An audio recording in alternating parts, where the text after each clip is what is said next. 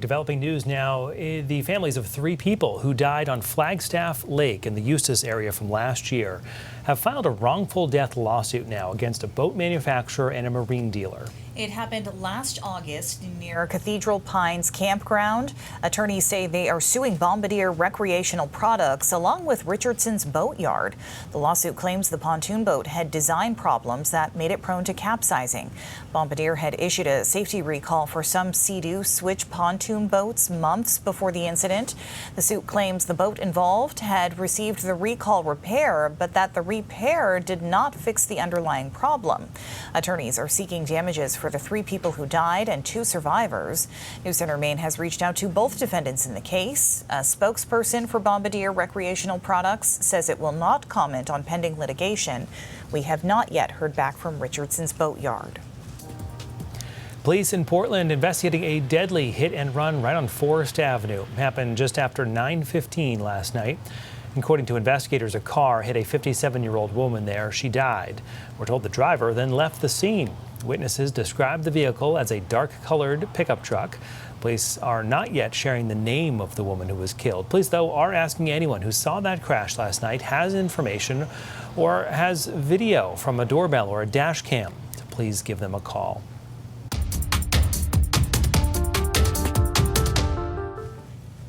Investigators in Massachusetts say they believe they have found the body of a woman wanted for her police officer husband's death. Karen Solomon was charged with assault and battery with a dangerous weapon in the death of Kurt Solomon. Police say they found her body in a wooded area near a gun.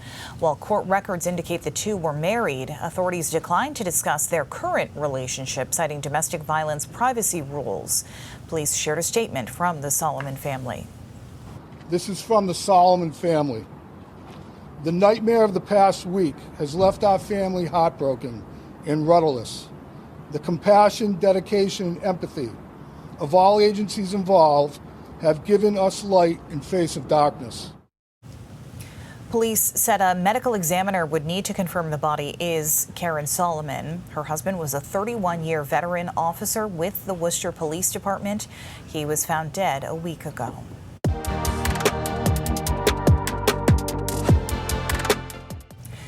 The U.S.-Canadian trade war reached new heights today. Our neighbors to the north have imposed nearly $28 billion worth of tariffs on the U.S. Canadian officials say they are matching dollar for dollar the enhanced rates imposed by the Trump administration.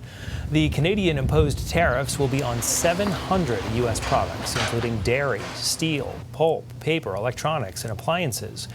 For decades, the U.S. and Canada had free trade, which economists say led to Canada relying on American consumers as customers and American companies on Canadians for cheaper labor. The tariff war could reverse that balance, and one Canadian studies professor at the Maine Business School sees an opportunity now for Maine's paper and canning industries as a result. The labor force and the know-how is still alive. So these are things that could revive quickly. It's just a matter of injection of capital. And I think at the end, the Trump administration is looking for that injection of capital to come back to the U.S. economy.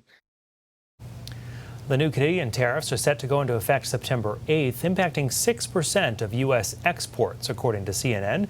The tariffs recently imposed by the United States impact about 5% of Canadian exports.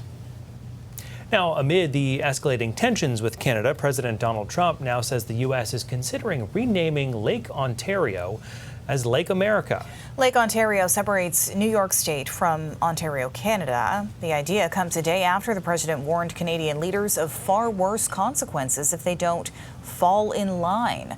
A former premier of Quebec says it's in the best interest of both countries to come to an agreement. At the end of the day, though, what is in both our interests is that we sit down and that we work out an economic relationship that has in the past been to the great benefit of both our countries. And that's where Canadians want to end up. The latest trade war sparked when talks over tariffs fell apart late last week.